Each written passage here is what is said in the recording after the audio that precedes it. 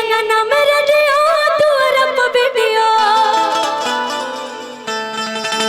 कि अंगना में रेडियो दूर पर वीडियो कि छतावा पर चोंगा बनावा दे राजा जी। ए भौजाई इन्हें आई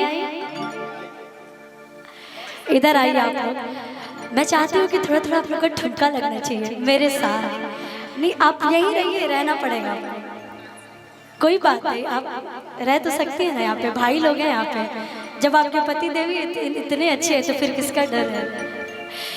कि अंगना में रेडियो दूर पर वीडियो अच्छा चावा बचोंगा बनावा दे राजा जी।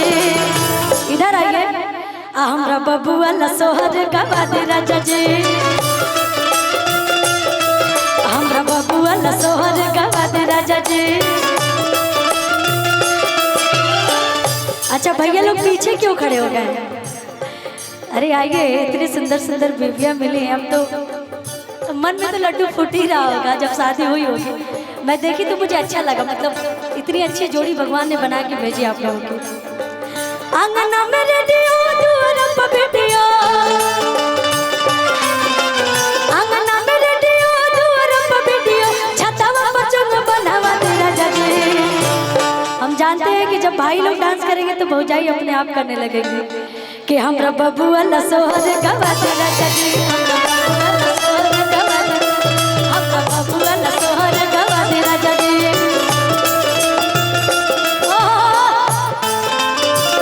क्या बात है।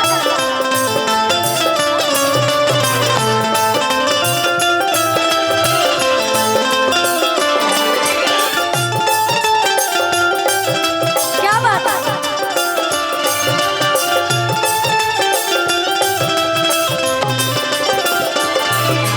बबुआ लसोहर गवा दे राजा जी। हमरा बबुआ लसोहर गवा दे राजा जी। अच्छा आप बबुआ के बड़े पापा हैं? बड़े पापा यहाँ पे हैं? आप चाचा हैं?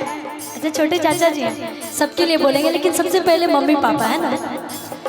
मम्मी के बुला दे और पापा के बुला दे, मम्मी के बुला दे और पापा के बुला दे। यहाँ पे मम्मी पापा सभी लोग उपस्थित हैं। चाची हैं, चाचा हैं, बड़े पापा हैं, बड़ी मम्मी हैं। और कह रही है मम्मी के बुला दे और पापा के बुला दे, मम्मी के बुला दे और पापा के बुला दे। और बड़े पापा के लिए धाइल गड्डी वाला नोट सब उड़ा दे राजा जी। जितना आज गड्डी है बड़े पापा जी वो सब उड़ना चाहिए बबुआ के लिए कि धाइल गड्डी वाला नोट सब उड़ा दे राजा जी। हमरा बबुआ लसोहर गवा दे राजा जी। हमरा बबुआ लसोहर गवा दे राजा जी। हमरा बबुआ लसोहर गवा दे राजा जी।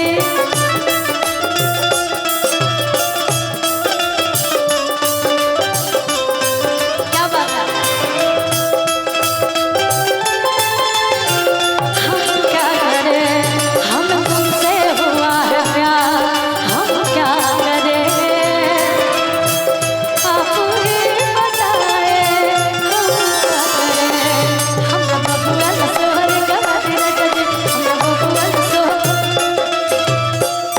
और ये बबुआ के चाचा और चाची जी के लिए है। चाचा के बुला दे और चाची के बुला दे, चाचा के बुला दे और चाची के बुला दे। और चाचा चाची लोग भी यहाँ पे उपस्थित हैं तो थोड़ा बहुत चलेगा, इतना भी नहीं शर्माना है क्योंकि फिर हम लोग चले जाएंगे। यही तो एक मौका होता है खुशी का। सब इंतजार करते हैं बेसब्री से कि हमारे घर कुछ पड़े तो थोड़ा सा हम लोग मस्ती मजाक करें, डांस वांस करें। चाचा के बुला दे और चाची के बुला दे।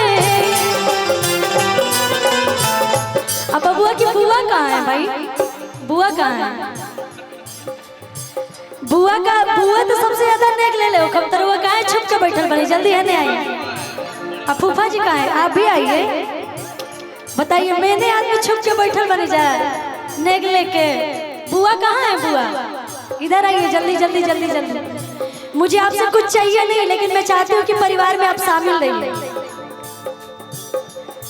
क्योंकि देखिए चाहे छठियार हो के चाहे मुंडन हो के चाहे कोनो भी कार पर हो जाके तो बुआ के सबसे अहम योगदान रखा कि सबसे ज्यादा नेक बुए रखे है ना। तो आज हम बुआ से ले बुआ ले ली अपना भाई भौजाई से, अब हम बुआ से ले। और जल्दी आइए भाग के, अब फूफा जी अभी आइए। चाचा के बुला दी और चाची के बुला दी,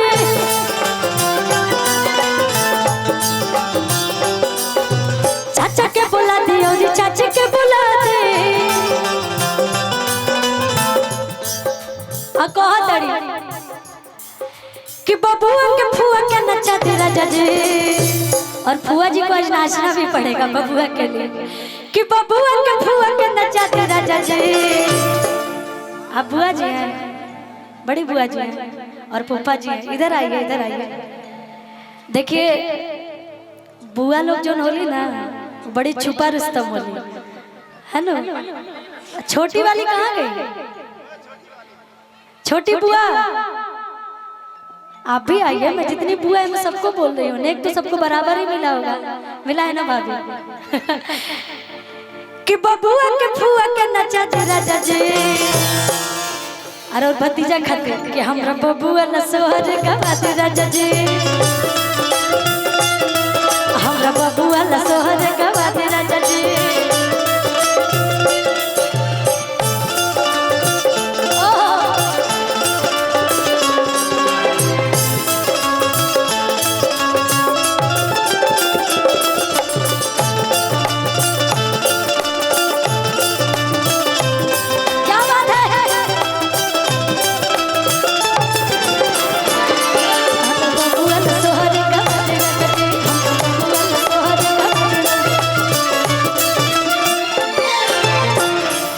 देखिए सबकरा खातिर बोल हो, बड़का पापा बड़की मम्मी खातिर ना हो तो कहीं खिसिया जब जाता हमरो अच्छा ना लगे, तो बड़का पापा खातिर कहम बबुआ के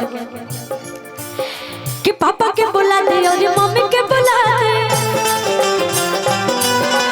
पापा के बुला दे और मम्मी के बुला दे। और छोटी वाली बुआ को आने में थोड़ा दिक्कत हो रही है। इधर आइए, इधर आइए। मुझे लगता है कि आप जरूर डांस करिएगा बबुआ के लिए, करेंगे ना भैया? ये दोनों बहन जो है ना इन लोग को आता है, मुझे खबर मिला है, लेकिन आप लोग शर्मा रही हैं। जितनी आपकी भाभी लोग हैं वो सब बता रही हैं कि बबुआ के फुआ के नचा दे राजा जी, हमरा बबुआ न सोहर गवा दे राजा जी, हमरा बबुआ न सोहर गवा दे राजा जी, हमरा बबुआ न सोहर गवा दे, हमरा बबुआ न सोहर गवा दे राजा जी, हमरा बबुआ न सोहर गवा दे राजा जी, हमरा बबुआ न सोहर गवा दे राजा जी, हमरा बबुआ न सोहर गवा दे राजा जी, हमरा बबुआ न सोहर गवा दे राजा जी। क्या बात है, बहुत ही अच्छा लगा।